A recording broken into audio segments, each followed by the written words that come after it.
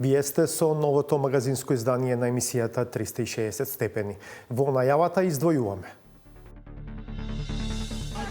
75.000 легализирани дивоградби меѓу причините за страотните размери на трагедијата во Турција. И земјава помина низ легализација на дивоградби. Градбите се легализираат со многу оскудна документација. А проблем не се само легализираните дивоградби, туку и легални доградби. Оваа тараса која би паднала, другите, како ти кажам, како бисквити надоле сите ќе паднат. Так, до една доле. 4 години по трагедијата кај Ласкарци во која загинаа 16 луѓе, обид целата вина да се сведе на возачот на автобусот. Во вештачењето на обвинителството се тврди дека запирање на автобусот од 3 метри во секунда за секунда се должи на обид за кочење од возачот. Според супервештаците кои не спорат ниту еден од параметрите, забавувањето од 3 метри во секунда за секунда се должи на отпорот патот, моторот, трансмисијата, отпорот на тркалање, но не и на кочење. Хрватски хотели регрутираат работници од Македонија. Интересот огромен. Јас сум дипломиран професор по англиски јазик. Кажете ми што да правам. Мојата име не ја гледам во странство. Затоа работодавачите бараат владата да ја зголеми квотата за увоз на работна сила од странство. Ми се свиѓа или не ми се свиѓа, мораме ние да враќаме луѓе од напад. Катастрофалните последици од земјотресите во Турција ја актуализираа дебатата за квалитетот и сигурноста на градбите во земјава. Но во таа размена на аргументи малку се зборува за легализираните дивоградби кај нас. Темата е релевантна зашто во тој процес од 2011 година прашањето за тоа како е градено и колку е сигурно воопшто не беше земено предвид при озаконувањето на диво изградените објекти. Што значи тоа ако повторно силно здрма тлото во Македонија? Од сторијата на Владимир Мирчевски.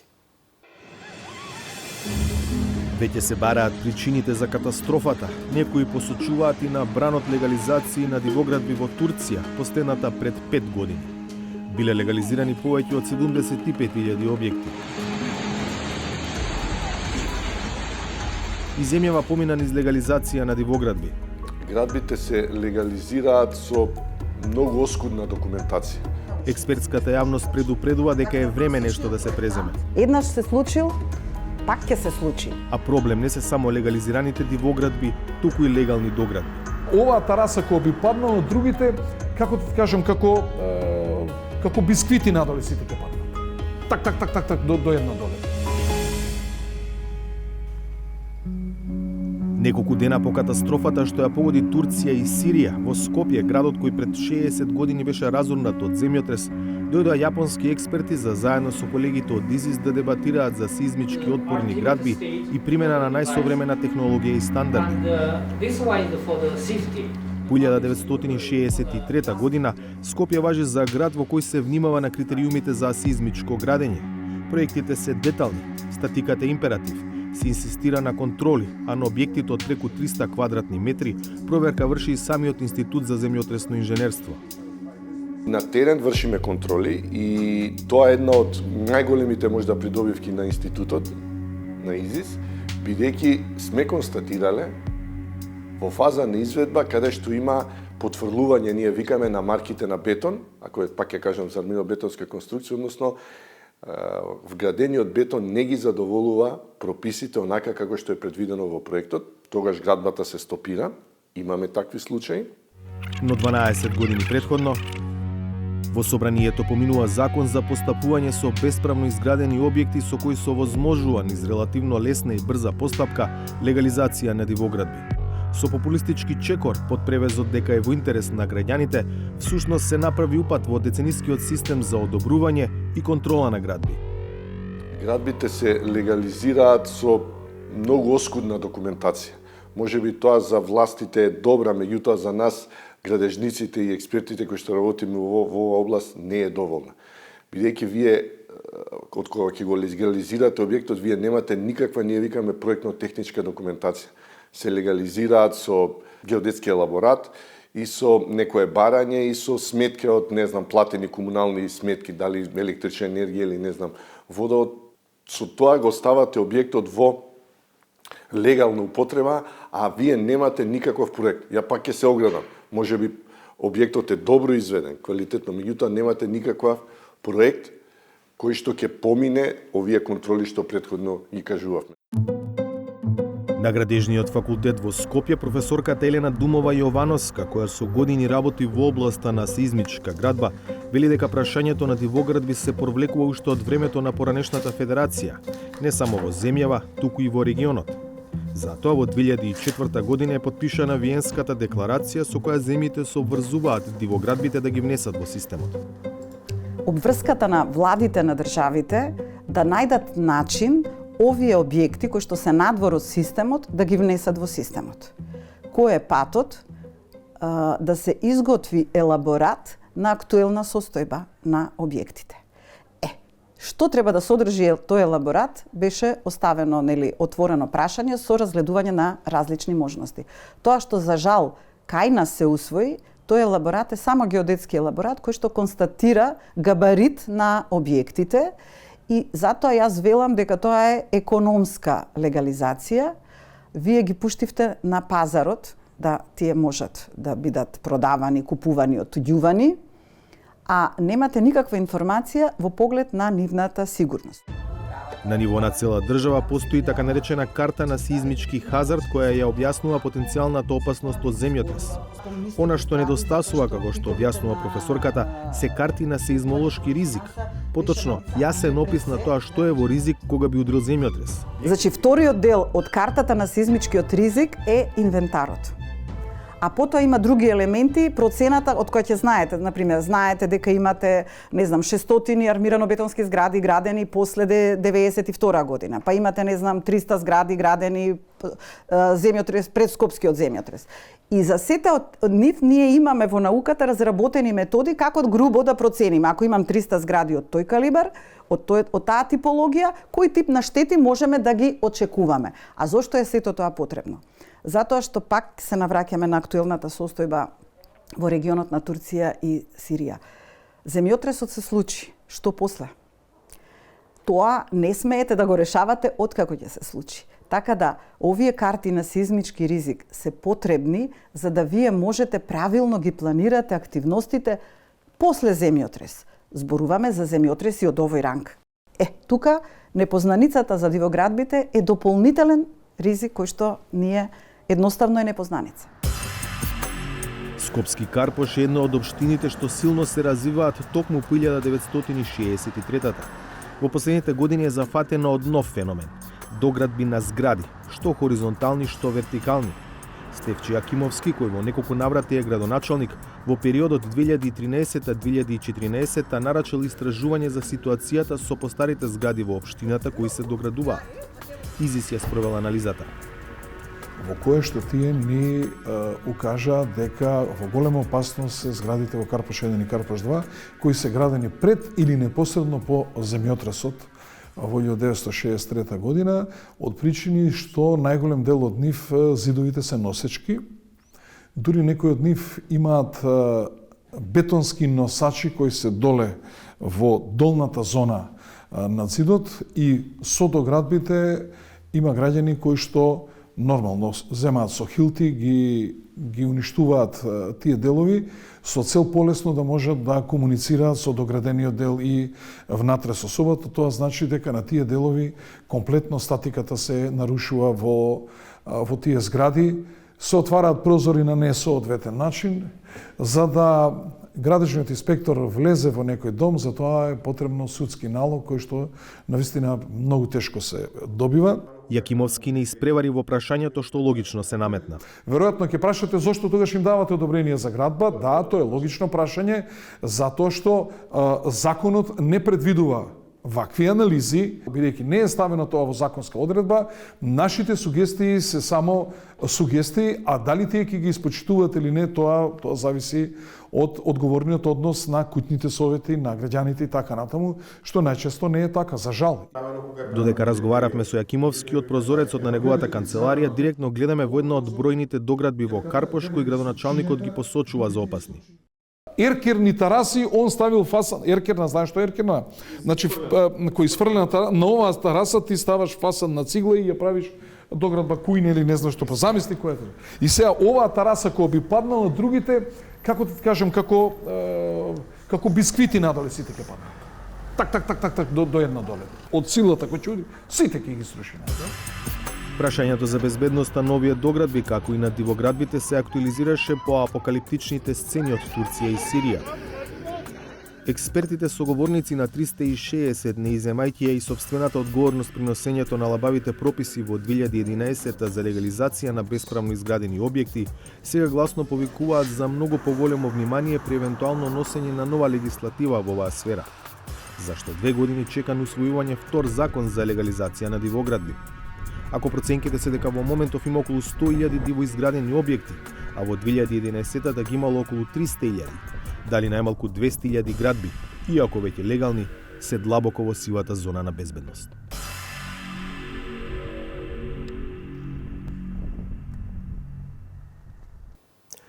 На денешен ден пред 4 години 16 луѓе загинаа и 37 беа повредени, но се уште нема ниту првостепена пресуда за оваа трагедија на автобусот на Дурмо кај Ласкарци.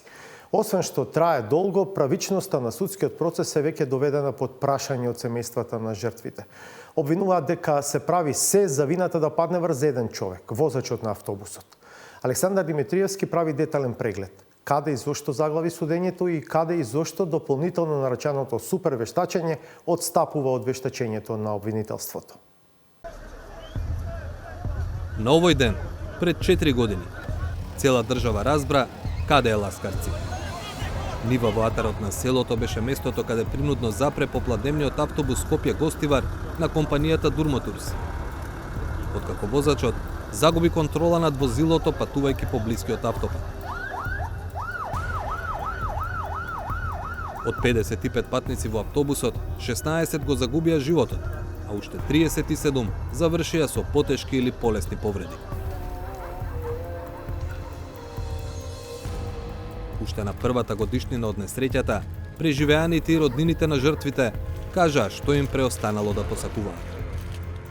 Inshallah nuk përsëritet kur dhe besojm se shpejti edhe do të dalin edhe shkaku edhe fajtarët edhe drejtësia më pak. Shpresojmë që të zbardhet e drejta dhe të fajtorët kryesorë të marrin dënimin që e meritojnë për këtë ngjarje. Предлагаме да овој кривично правен настан, кај што ги загубиме нашите најблиски, да се преквалификува во кривично дело убиство. Последниот соговорник, Митко Аврамовски, кого го снимавме во 2020 година, не ја дочека посакуваната правда по загубата на синот единец во автобусот на Durmotours. Почина од срцев удар во 2021 година на 55 години. Денес, февруари 2023 година, се уште ја нема посакуваната правда. Судењето и понатаму е пред првостепениот суд. Ова што се случува е брука срамота за нашето судство и останатото што се случува во овој процес. 13 февруари 2023 е 4-та година откако се случува сообраќајна незгода. За несреќата што се случи кај Ласкарци на 13 февруари 2019 година, на обвинителството му беа потребни само 3,5 месеци за да направи увиди, распити, вештачења и да поднесе обвинение против 6 лица на 1 јули 2019 година. Првото рочиште се одржа на 5 септември 2019 кога на обвинителна клупа се најдоа газдата на Durmotours Durmish Beyluли, управителот на фирмата, возачот на автобусот и уште 3 лица вработени во станицата за технички преглед, каде бил прегледуван автобусот, инаку исто така во собственост на Durmish Beyluли. По речиси 2 години судење на 11 ноември 2021 година, кривичниот суд нарача супервештачење по барање на дел од обвинетите. Клучната причина е тоа што вештачењето на обвинителството покажува обид на возачот да кочи, додека одбраната на останатите обвинети покрај шоферот го тврди спротивното. Супервештачењето е готово по дури 1 година и 2 месеци на 27 декември 2022 година. Машинското и сообраќајното вештачење на обвинителството и последователните супервештачења во најголем дел се совпаѓаат, освен во една клучна работа. И во двата документи е неспорно дека автобусот се движел со брзина од 99 км на час по средната лента кога поради предпоставена возачка грешка или невнимание при повисока брзина од дозволената, автобусот бил насочен преку левата лента кон заштитната ограда. Врз основа на вештачењето на тахографот, патем направено по барање на обвинителството. И двата документи заклучуваат дека во оваа фаза автобусот ја намалувал брзината за околу 1 метар во секунда за секунда, што одговара на моторно кочење, а не и на обид за активирање на кочниците. Во втората фаза, откако автобусот ја соборува левата банкина во насока Скопје-Тетово, го преминува земјениот дел и прави контакт со задниот дел од левата ограда на патот кој води во спротивна насока, од Тетово кон Скопје. И тука, двата документи заклучуваат дека нема кочење, бидејќи автобусот успорувал со само 0,3 метри во секунда за секунда. За третата фаза, односно траекторијата на автобусот откако влегол во патот во спротивна насока, па се до контактот со десната банкина. И во двата документи се заклучува дека автобусот забавувал со многу позначителни 3 метри во секунда за секунда. Но тука почнуваат суштинските разлики во толкувањето на истите факти. Во вештачењето на обвинителството се тврди дека забавувањето на автобусот од 3 метри во секунда за секунда се должи на обид за кочење од возачот. Но за тоа нема траги на асфалтот, бидејќи, како што покажува машинското вештачење, кочниците имале коефициент на сопирање од најмногу 36%, а законскиот минимум е 45%. Оваа состојба е тешка неисправност во системот за кочење. Истата морала да биде откриена при одржувањето и техничките прегледи и од странета. За подсетување, последните технички прегледи автобусот на Durmoturs ги минал во станица која е во собственост токму на газдата на Durmoturs. Во вештачењето на обвинителството се нотира и нефункционалност на ABS системот, голема разлика во коефициентот на сопирање меѓу левата и десна погонска оска, неправилности при техничкиот преглед. Според обвинителството, кочниците немале удел за почетокот на несреќата, но имале удел во незиниот развој и последиците. 16 мртви и 37 повредени. Тоа е основата за одговорноста на сите останати покрај возачот. Супервештаците кои не спорат ниту еден од параметрите за забавувањето на автобусот носат поинаков заклучок. Според нив, забавувањето од 3 метри во секунда за секунда се должи на отпорот патот, моторот, трансмисијата, отпорот на тркалање, но не и на обид за кочење. Па заклучуваат, иако системот за сопирање имал недостатоци, тоа не е важно штом возачот не кочел. Во однос на системот за сопирање на автобусот, вештите лица се на мислење дека на системот за сопирање на автобусот постоеле недостатоци, но со оглед дека не постојат докази за активирање на системот за сопирање, констатираните недостатоци не биле причина за настанувањето на незгодата. Ваквите ставови во супервештачењето според обвинителството, а и според роднините на жртвите, одат во насока целата одговорност да остане само кај возачот. Тензијата во и надвор од судницата дополнително порасна кога обвинителот доби шанса вкрстено да ги испрашува супервештаците. Се сомневаме дека почна игри да се прават, бидејќи овој лице покажа на изминатите две речишти дека нема блага веза со предметот што е направено, што е вештачен од бирото судски вештачи. Сами сте сведоци на најосновниот прашања на обвинителството. Не знаете одговори. Никош во животот негов немал ваков предмет да вештачи. 2 години има лиценца за вештачење.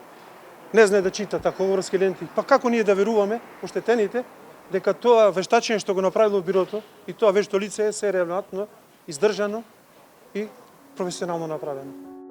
На машинското вештачење на обвинителството се потпишани 5 доктори на науки кои се или професори или доценти на машинскиот факултет, плюс 1 стручен соработник. Бидејќи најдобрите во земјата веќе учествуваа во првичните вештачења, на машинското супервештачење се потпишани луѓе со пониски титули. 1 доктор на науки, 2 магистри и 1 дипломиран машински инженер. Токму докторот на науки потпиша на супервештачењето, Зекирија Зекири, е причината за одложувањето на последните 2 рочишта. По двете за него непријатни судења се разболе. Обвинителот инсистира да го испрашува токму него. Денот кога му се влоши здравието, ТВ Алсат објави дека Зекири со години има партиски активности за ДУИ, а кадар на ДУИ го води и Бирото за судски вештачења. Што се однесува до политичкиот аспект, тој нема никаква врска, ниту некој се јавил. Случајно се најдов во таа комисија и јас прифатив за да ја откријам вистината за случајот. Ви гарантирам дека никој не се јавил на телефон, ниту адвокатите, ниту собственикот на Durmotours, а особено не директорот на Бирото за судски вештачења. Јас сум само надворешен соработник. Веќе 2 години имам лиценца од оваа област. Сообраќајното вештачење и супервештачење го правела иста институција, Бирото за судски вештачења. Дури и за неупатен наблюдувач, зачудува што супервештачењето заклучува дека нема кочење иако ги користи истите факти и наоди со кои првишното вештачење на обвинителството заклучува дека има кочење. Со овие дилеми, судењето за ласкарци треба да продолжи на 16 февруари. Но неговото одржување нема да зависи од присуството на вештакот Зекирија Зекири, на чии испрашување инсистира обвинителот Дарко Јакимовски. Судијката Дијана Груевска-Илиевска одлучи дека ако не се појави Зекири, тогаш обвинителот ќе треба да продолжи да ги испрашува другите вештаци од неговиот тим. Невладината организација Сите за правишно судење, која со години прави мониторинг на судења во земјава, го проблематизираше тој пристап. Извршниот директор Дарко Аврамовски вели дека во судница не би требало да се одговара групно. Ова е особено чувствително кога станува збор за вкрстеното испитување, каде што треба да се поставуваат и наведувачки прашања со цел да може да се дискредитира сведокот, односно вештакот, а со тоа и самото изготвено вештачење, бидејќи во ваквата ситуација тоа е можеби единствениот начин како вие ќе успеете да докажете дека има некакви пропусти во некој од вештачењата и кое од тие вештачења судот треба да ги земе како порелевантни за донесување на одлука во случајот. Дали е фер и правишно и за обвинетите и за оштетените, што се уште нема ниту првостепена пресуда за смртта на 16 луѓе? Дали е разумно случај со таква тежина веќе 4-та година да се влече во основен суд? Веројатно нема човек што на овие прашања би одговорил да. Но ете, тој одговор е реалност за сите на кои настанот кај ласкарци трајно им ги промени животите. Ни се допаѓало тоа или не, наскоро ќе мора да се увезуваат работници од странство, велат бизнисмени од земјава.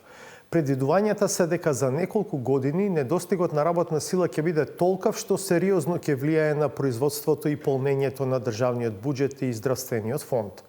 И додека државата прави планови да ја зголеми квотата за увоз на странски работници, домашната работна сила продолжува да се постројува за извоз.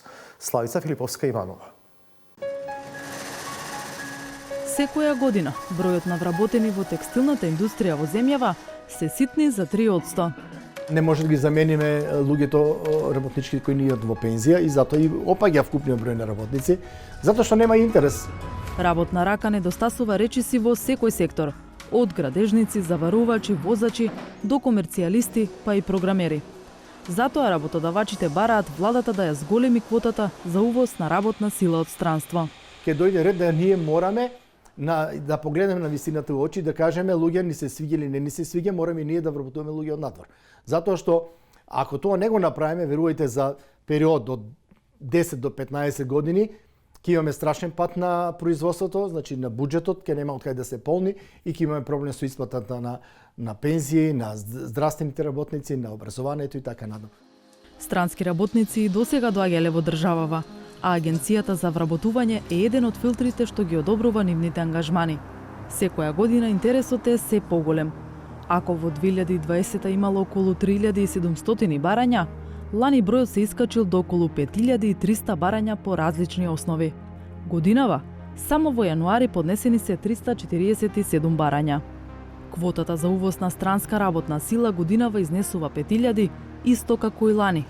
Странците бараат дозвола за работа како армирачи, тесари, градежни работници, пекари, но има и менаџери и директори. Дел од работниците секоја година ги продолжуваат претходно обезбедените ангажмани. Најмногу работни дозволи им се издадени на турци, срби, косовци и албанци. Вице-премиерот за економски прашања Фатмир Битики неодамна изјави дека веќе имаме работници од Индија во автомобилската индустрија и потсети дека на автопатот Кичев-Охрид работат кинези. Битики најавува широка консултација на оваа тема, но вели рано е да се каже за колку би се зголемила годишната квота. Наредните недели ќе отвориме цела една дискусија со организациите на работодавачи, стопанските комори, да видиме дали и кои сектори се најпогодени и како тоа треба да го насочиме да недостигот на работна сила биде контролирано ако веќе треба да имаме увоз на работна сила и да видиме дали може да се олеснат одредени процедури за да не влеземе низ административниот лавиринт и проблеми кои што можат да најдат. Затоа што сметам дека само така економијата во одредени сектори можеме да ја задржиме на конкурентна основа. Зошто работниците не ги барате од редот на невработените во државава, туку од странство? Прашањето е одлично и јас се уште велам дека да, нашите граѓани секогаш треба да бидат на прво место. Но фактот е дека активните баратели на работно место, кои што се регистрирани во Агенција за вработување, нивните вештини и знаења не секогаш соодветствуваат со работните места кои што се креираат. Ако тоа можеме да го надокнадиме со увоз на работна сила, а сегашните наши сограѓани да ги доквалификуваме за да бидат повисоко платени, зошто тоа да не го направиме? Тоа е нашата цел. И додека се подготвува зголемување на странската работна сила, домашната е построена за извоз. Ова е презентација на ланец хрватски хотели на Јадран, кои бараат персонал за работа од Македонија. Htjeli smo doći u Skoplje zato što ovdje imamo dobra iskustva sa radnicima iz Makedonije, jer već 5 ili 6 godina oni dolaze kod nas raditi i svake godine sve više ljudi i tu isto imamo radnika koji se nama vraćaju već par godina. А меѓу заинтересираните се луѓе со различна возраст и професии. А зашто да не? Мислам дека одлична можност да прошетаме, да заработиме, така да. Ставени сме на милост и немилост да се сноѓаме сами што ќе правиме. Значи јас сум дипломиран професор по англиски јазик. Кажете ми што да правам. Мојата идеја ја гледам во странство со младите луѓе. Зошто? Зашто мислам дека поише ќе се снајам. А дека работиш за 300 евра, таму работиш, се знаеш да повеќе можеш, борба за живот. Дали сте осигурани, дали ги имате сите услови Да, осигуран. Здравко Јосифовски од Независната угостителска комора лично сведочеше како Хрватска регрутира работна рака од земјава. Ја можам комотно да кажам дека добар готвач во Македонија зима поголема плата и од министер, и од председател, и од премиер. За поздравување е секоја одлука за секој еден млад човек кој што сака да малце прошета по светот, да научи друга култура, да се стекне со богатство на нови знаења и искуства. И факт е дека тој човек сигурно нема да остане таму во таа сезонска работа, него ќе се врати и повторно решението за понатамашниот живот ќе го бара на локално ниво, сем во случај кога се одлучуваат трајно да ја напуштат државата и својата среќа да ја бараат надвор од тоа. Тој бара државата да воведе построги правила на игра. Веднаш во моментов државата треба да реагира и треба да направи некоја конференција регионална да ги покани барем тие држави кои што планираат да ни го повлечат кадарот од повеќе индустрии, без разлика дали е тоа Европска унија, Германија, дали е тоа Хрватска, Грција или било која друга држава, значи и да воведе нови правила и принципи во кои што ќе каже дека сите краткорочни вработувања ќе мора да идат преку привремени вработувања од локални агенции, односно преку државата, и на тој начин државата да обезбеди за тие луѓе дека примаат и работат во странство европска плата што ја заслужуваат согласно својата функција, меѓутоа доприносите да се плаќаат во државата. Затоа што греота е вие да работите во странство, да остварувате нивни приходи, а да користите бенефити од државата како што се здравствено осигурање, не знам и други работи што ви се овозможува со вашето државјанство како македонец. Јас се согласувам дека во одредена мера ние имаме доволно подпишани меѓу државни договори со скоро сите земји на Западен Балкан, па и пошироко, во кои што ги штитиме и работничките права и работниците, но и инвестициите како такви. Сметам дека секој предлог кој што би требало да ги унапреди правата, особено кој што задира во сегментот на човекови права, кај што се и работничките права, сметам дека можеме да го разговараме. Домашните работодавачи се жалат и на нелојална конкуренција. Димитров вели дека од 3 од 100 луѓе што заминуваат од текстилната индустрија, 1% одат во директните странски инвестиции за малку поголема плата. Зошто вие не ги понудите платите што ги нудат фирмите во ТИРС? Не може да ги понудиме затоа што ние немаме повисока додатна вредност од нив. Ние работиме слична работа со нив и имаме слична додатна вредност. Дали ги вие шиете некој производ од машка и женска конфекција или ќе шиете навлака за седиш, таму нема разлика у додатна вредност. Разлика има у тоа што он добива ослободување од данъци и придонеси. А тие придонеси се суват 6000 денари по човек. Он од тие 6000, 3000 ќе ги даде на нашиот работник, ќе го земе кај него, а 3000 ќе ги стави во джеп. Значи ние со нашите пари што ги плаќаме нашите придонеси и даноци се самите на еден начин уништуваме или ги намалуваме нашите работници.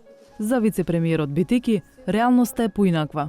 И домашните компании ги имаат истите олеснувања. Ние имавме закон за зголемување на плати во кој што 100%, ајде да не кажам, 99% беа домашни компании кои што ги користеа поволностите 3 години. Значи ние за секоја зголемување до 6000 денари ги плаќавме 100% придонесите за компаниите, некаде од прилика 20.000 компании тоа го користеа секоја година наназад за 3 години. Во овој момент имаме по законот за зголемување на минимална плата исто така поддршка на компании кои што ја зголемиле минималната плата.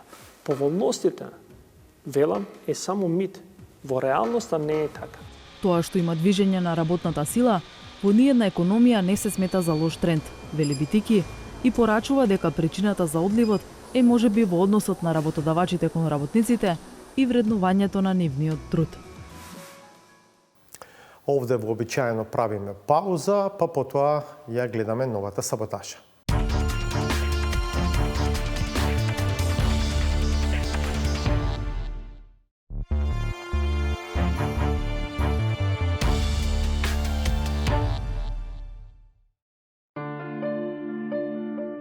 Опасноста која е надвисната над Македонија може да ја почувствуваат само потполно трезвените и делумно просветлените членови на родот. Треба да се чујат предупредувачките сигнали, алармот кој силно одзвонува и бара брз излез од котелот во кој е ставена да гори нашата мила татковина. Ние кои што сме освестени держави, нови держави, треба да искокнеме од чорбата што побрзо, додека се уште нема капак ставен. Кога ќе го стават капакот, а капакот се спрема, капакот ќе биде насилна присилна вакцинација, присилна имунизација, дигитализација, кредитни социјални поени како во Кина и така натаму, ќе јадете скакулци, ќе јадете црви. Значи, ние Македонија немаме потреба да јадеме. Не треба да јадеме, но веројатно ќе треба да ги користиме за да ги подведеме грабливите риби кои населиле една од реките на кои се простира нашата голема држава. Иако на изглед не сличиме со браќата од тикунското племе, ништо не е исклучено ако авторитетите кои читале со сигурност тврдат дека тоа таму е наше. Поминаа крз една река, што имаше мали риби, ако се клаваше рака да вели во една секунда, коска ќе оставаше. Тие се пераните во Amazon River. Да, има такви риби. Перани. Јас имам читано на историја, Ама и сега ги има тие. Of course ги има. И сега дојде, излезе во тоа место, најдојде македонски, град што се вели Македонија. Доволно далеку од таму е светата земја, но и на неја изгледа тоа не е вистинската локација. Позајмени автори со чудна фризура тврдат дека ни повеќе ни помалку. Охрид не е Ерусалим, туку баш Назарет. И не постои сила која може да ги убеди во спротивното. Загребачка, Кембридж, Оксфорд, било ко може да ми стане на црту, неќе ме убедити да су Александар и Клеопатра родители Исусови и да е дечак роđен u Ohridu u Filipovoj tvrđavi, koja se danas da zove Samoilova, i da je Ohrid njegovo mesto rođenja. Тоа малку, ама само малку може или не мора да го проблематизира славјанскиот карактер, се разбира последователно и писменоста. Но затоа се тука солунските браќа, кои создале некаква содржина од која можело да се учи. Но и за тоа се појавува мал конфликтот и мора да биде прецизно и јасно кој се и каков е јазикот. Внимавај, 855 година, 8 години пред Моравската мисија, преведени се на словенски јазик Библијата и другите словенски книги. Во тоа време ниту бугарите се Зошто не македонски јазик? Македонски на други словенски јазик рекол. Вели дека го велиш словенски јазик. Македонски. Лепа, кажав, јас ти ги цитирам зборовите на Михаил, трети.